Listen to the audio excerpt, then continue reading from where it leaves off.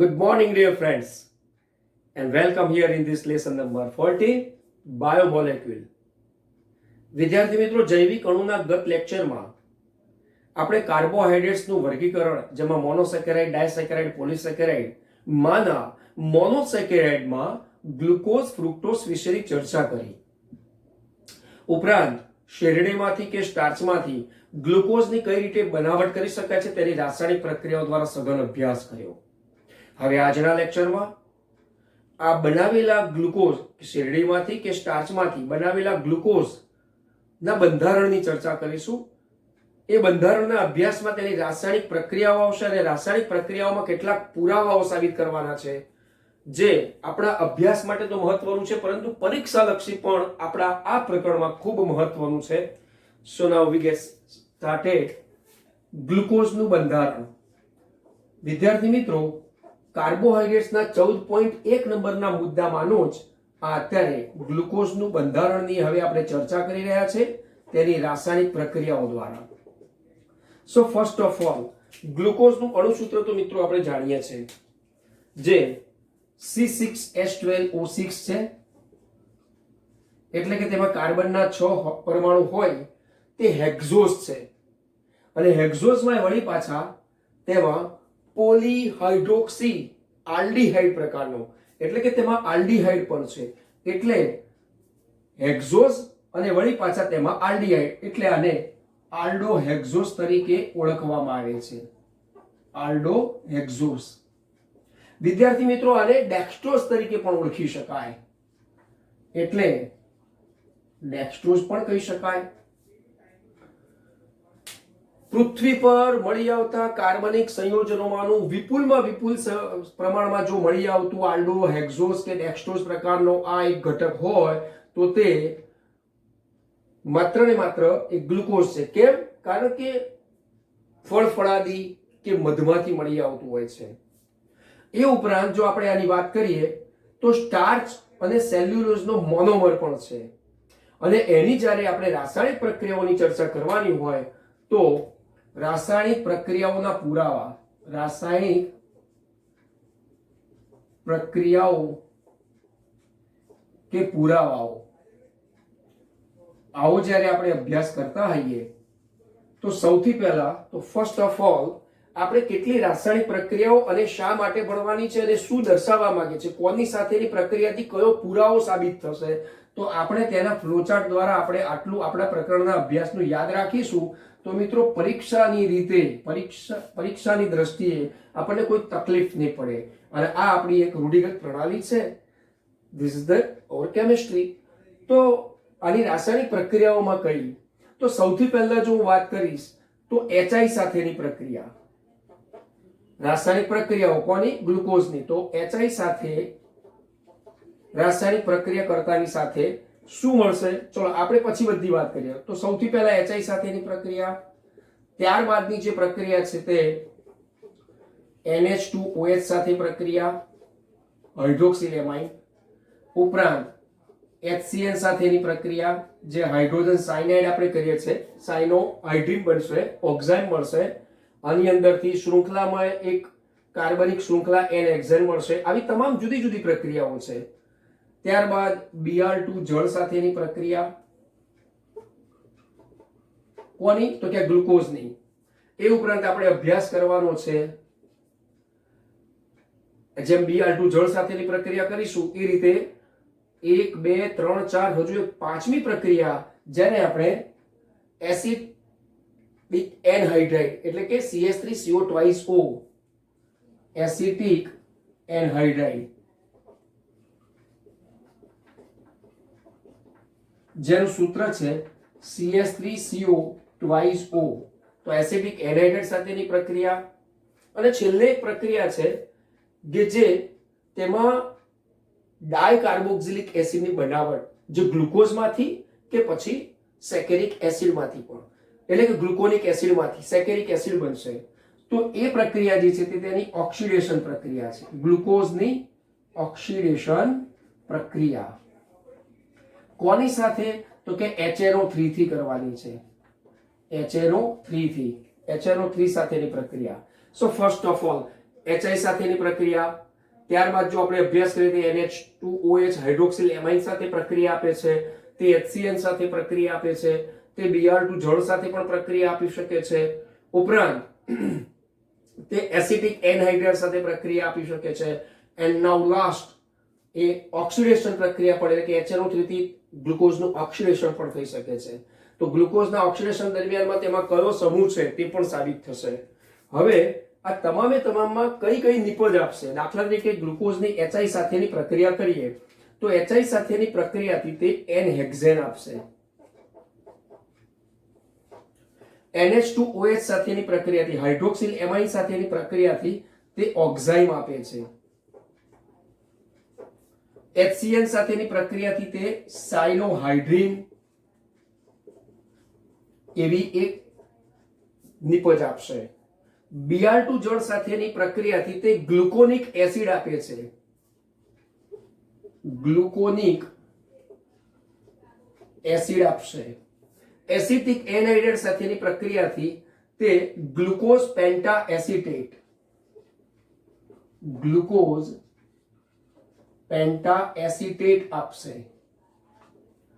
Oxidation પ્રક્રિયા, તો oxidation પ્રક્રિયામાં ગ્લુકોઝ સાથેની પ્રક્રિયા પણ છે અને ગ્લુકોનિક એસિડ સાથેની પણ પ્રક્રિયા છે. ગ્લુકોનિક એસિડ સાથેની જો HNO3 થી પ્રક્રિયા હોય તો ગ્લુકોઝમાંથી પણ આપી શકે અને ગ્લુકોનિક એસિડમાંથી પણ તે પોતે આપી શકે. અને કઈ પ્રક્રિયાથી, કઈ તો કે HNO3 ની પ્રક્રિયાથી શું મળશે? તો કે સેકેરિક એસિડ મળશે. સેકેરિક એસિડ, જેમાં ડાયકાર્બોક્સિલિક એસિડ ની બનાવટ છે. તો આ નિપજ જે મળે છે, નિપજ શું સૂચવે છે, એના પુરાવાઓ શું છે કે ગ્લુકોઝમાં એવું શું હોઈ શકે? તો ચલો આપણે એનો અભ્યાસ કરીએ. HI સાથેની પ્રક્રિયાથી N-હેક્ઝેન જ્યારે મળશે તો એ પોતે સૂચવે છે કે તેમાં કાર્બનની શૃંખલા છે. એટલે કાર્બનની 6 કાર્બનીઓ, પાછા 6 કાર્બનની શૃંખલા સૂચવે છે. કઈ પ્રક્રિયા? તો કે ગ્લુકોઝની HI સાથેની પ્રક્રિયાથી મળતો N-હેક્ઝેન એ 6 કાર્બનની શૃંખલા સૂચવે છે. હવે NH2OH હાઇડ્રોક્સિલ એમાઇન સાથેની પ્રક્રિયાથી જે ઓક્ઝાઇમ મળે છે, આનો મતલબ એ છે કે તે કાર્બોનિલ સૂચવે છે, કે ગ્લુકોઝમાં કાર્બોનિલ વર્ગ છે. એ કાર્બોનિલ વર્ગની હાજરી સૂચવે છે. આ પણ આવું જ છે. આ પણ કાર્બોનિલ વર્ગની હાજરી સૂચવે છે. કોણ? તો કે સાયનોહાઇડ્રીન.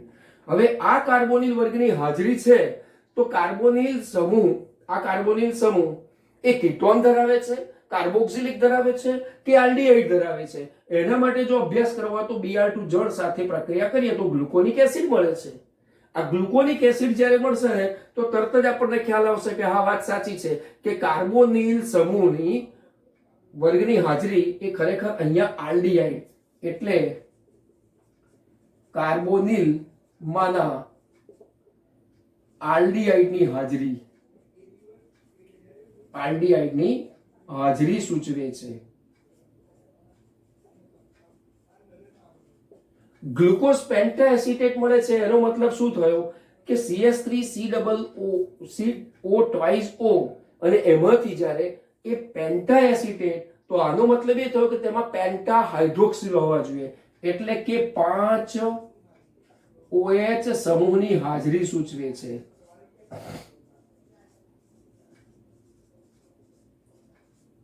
જ્યારે સેકેરિક એસિડ મળે છે એવું સૂચવે છે કે ગ્લુકોઝનું ઓક્સિડેશન થઈ શકે છે, અને ગ્લુકોઝનું જે પણ ઓક્સિડેશન થઈ શકે છે તેમાં પ્રાથમિક પ્રકારના OH ની હાજરી પણ છે.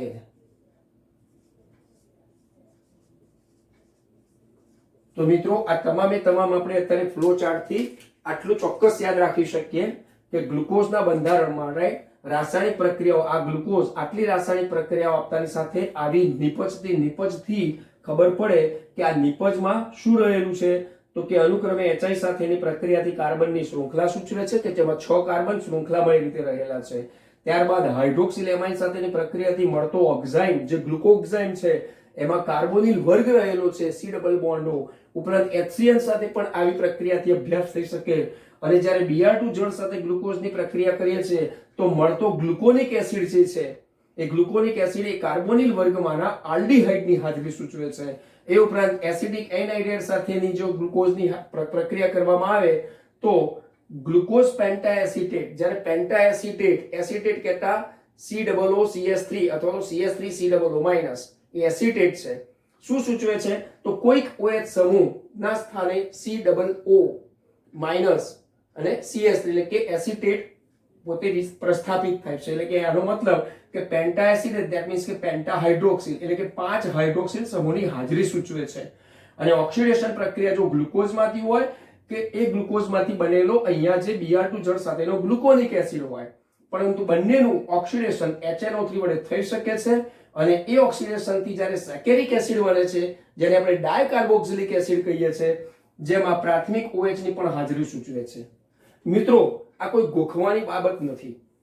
હવે આ જેટલી પ્રક્રિયાઓ છે ના 1 2 3 4 5 અને 6 એને આપણે રાસાયણિક પ્રક્રિયાની રીતે લઈએ તો તરત જ ખ્યાલ આવશે કે તેનું બંધારણ જે છે એ બંધારણમાં કઈ રીતે તેમાં OH કેટલા છે, CHO છે, COOH કઈ રીતે લાગશે, કેટલા OH હતા તો એ OH દૂર થઈ અને કઈ રીતે પેન્ટાએસિટેટ મળ્યો.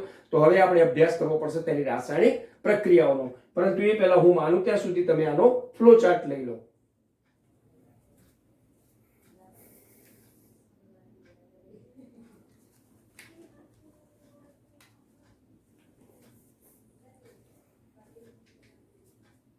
ચાલો મિત્રો, આ ફ્લો ચાર્ટનો તમે સ્ક્રીનશોટ લઈ લીધો હોય તો હવે અહીંયાથી આપણે એને દૂર કરી અને એક પ્રક્રિયાઓને રાસાયણિક પ્રક્રિયાઓની રીતે આપણે સમજીશું. બરાબર?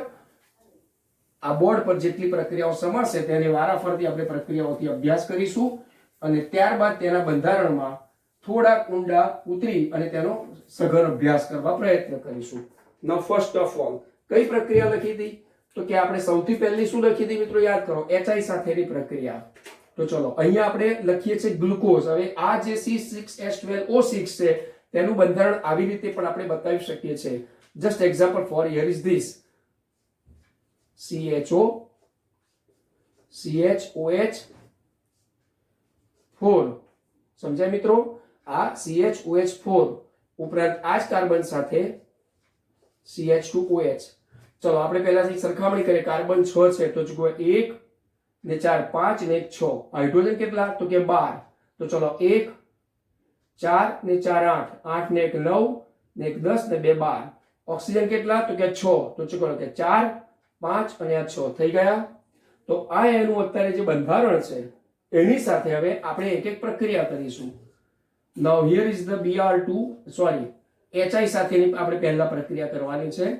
તો હાઇડ્રોજન આયોડાઇડ સાથે ગરમી થોડીક આપતાની સાથે તેમાંથી આપણને એક આવું અણુસૂત્ર મળશે. CH3 CH2 CH2 CH2 CH2. જુઓ 1 2 3 4 5 and here is this is the 6. હવે તમને થશે કે સાહેબ ઓક્સિજન ક્યાં ગયા? તો તમે માની શકો છો કે અહીંયાથી ઓક્સિજન કઈ રીતે તે પોતે દૂર થશે. માટે CH3 CH2 CH2 CH2 CH2 CH3 માટે આપણે એમ કહી શકીએ કે તેને N-હેક્ઝેન કહેવાશે. બરાબર? ચાલો N-હેક્ઝેન નો અણુ મળી ગયો. હવે આની સાથે આપણે અહીંયા બીજી પ્રક્રિયાની જો વાત કરીએ, આ પ્રથમ પ્રક્રિયા થઈ ગઈ જે આપેલા ગ્લુકોઝમાં 6 કાર્બનની શૃંખલા સૂચવે છે. પતી ગઈ. This is the first reaction at the completed now. Second રિએક્શનની જો આપણે વાત કરીએ બીજી પ્રક્રિયાની, This is the first reaction. Second reaction છે આપણી કોની સાથે તો કે આપણે અભ્યાસ કર્યો તો NH2OH હાઇડ્રોક્સિલ એમાઇન સાથેની પ્રક્રિયા. હાઇડ્રોક્સિલ એમાઇન સાથેની પ્રક્રિયાથી આપણને અહીં એટલું જ સૂચવશે કે આ જે CHO છે ને એ CHO ની સાથે આ રીતે ડબલ બોન્ડ NOH. જુઓ એક ઓક્સિજન દૂર થયો, અહીંયાથી હાઇડ્રોજન પણ દૂર થયો છે, અહીંયાથી OH- છે અને બાકીના બધા જ જે ઘટકો છે તે એમના એમ જ રહેશે. તો CHOH4 ઉપરાંત અહીંયા પણ CH2OH. So this is the ગ્લુકોક્સાઇન એટલે આનું નામ થશે ગ્લુકોક્સાઇન. ગ્લુકોક્સાઇમ. આ મળતો ગ્લુકોક્સાઇમ એવું સૂચવે છે કે જુઓ તેની અંદર કાર્બોનિલ વર્ગ કંઈક હશે. આ કાર્બોનિલ વર્ગ જે સૂચવે છે તે NOH દ્વારા આપણને ખ્યાલ આવશે. હજુ ત્રીજી પ્રક્રિયાની જો આપણે વાત કરીએ તો એ છે HCN સાથેની પ્રક્રિયા. હાઇડ્રોજન સાયનાઇડ સાથેની પ્રક્રિયાથી જેમ અહીંયા ઓક્સાઇડ મેળવ્યો તો એ પ્રમાણે અહીંયા હવે Cn અને OH આવશે. That means here is the CH, બરાબર, અને ત્યાંથી જ આ એક Cn અને એક OH અને બાકીના ઘટકો તેમના તેમ જ રહેશે. CH OH આ ટેટ્રા અને અહીંયા CH2OH. That means this is the cyanohydrin. એટલે આનું નામ થશે ગ્લુકોઝ સાયનોહાઇડ્રીન. મિત્રો આવું ત્યારે જ બની શકે કે જ્યારે આ જે કાર્બન છે તે કાર્બોનિલ વર્ગનો હોય. આવું પણ ત્યારે જ બની શકશે જ્યારે આ કાર્બન છે તે કાર્બોનિલ વર્ગનો હોય. એટલે કે આ બંને પ્રક્રિયાઓ કાર્બોનિલ વર્ગનો પુરાવો સૂચવે છે. હવે આપણા બોર્ડમાં 3 પ્રક્રિયાઓથી જગ્યા રોકાય છે, તો આને રિમૂવ કરી અને આપણે આગળ ચોથા પ્રક્રિયાની, આ ત્રીજી પ્રક્રિયા હતી ને, તો હવે ચોથી પ્રક્રિયાઓથી આપણે આગળ વધીશું. તો ચાલો આને પણ આપણે રિમૂવ કરતા જઈશું.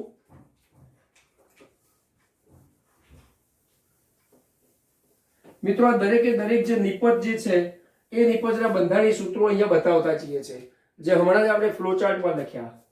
હવે જ્યારે આ ગ્લુકોઝ સાથે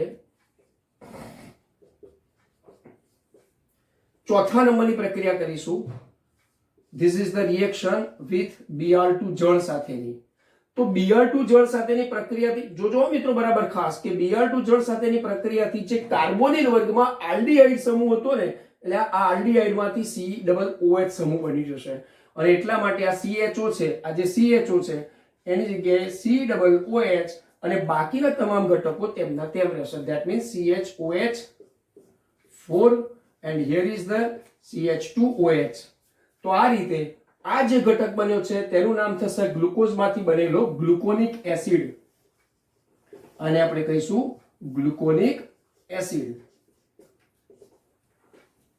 અગાઉની જે બે પ્રક્રિયાઓ આપણે અભ્યાસ કર્યા મિત્ર, કઈ બીજી અને ત્રીજી, જેમાં હાઇડ્રોક્સિલેમાઇન અને HCN ની પ્રક્રિયાથી તેમાં શું સાબિત થયું તો કે કાર્બોનિલ વર્ગ સાબિત થયો.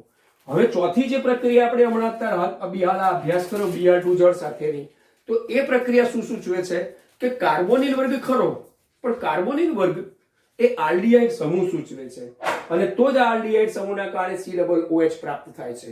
ઓકે, હવેની જે આપણે પાંચમી પ્રક્રિયા કરીશું, ખાસ ધ્યાન રાખજો મિત્રો, એ પાંચમી પ્રક્રિયા છે CH3CO2O, એટલે કે એસિડ એનહાઇડ્રાઇડ, એસિટિક એનહાઇડ્રાઇડ જેને આપણે કહીએ છીએ.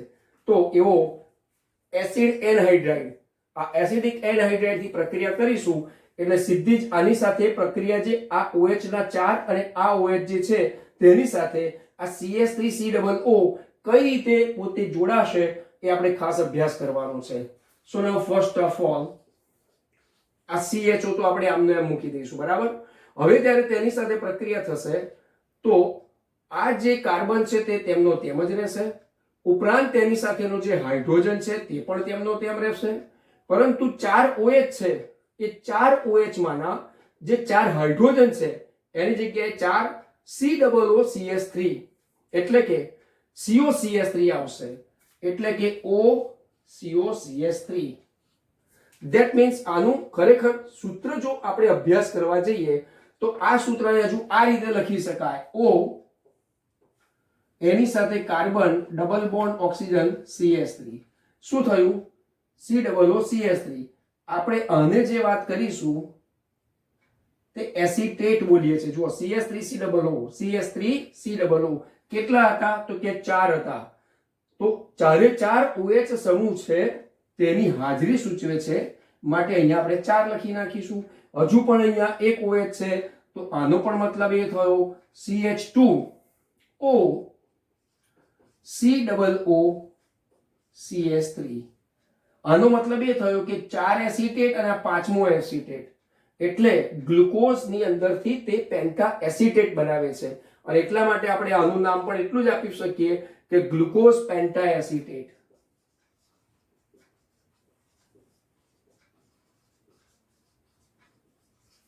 તો મિત્રો આ રાસાયણિક પ્રક્રિયાઓ પરથી જુઓ એક આ પણ નક્કી થયું કે તેમાં 5 એસિટેટ દાખલ થઈ શક્યા. કેમ? કારણ કે તેમાં 5 હાઇડ્રોક્સિલ સમૂહ હતા.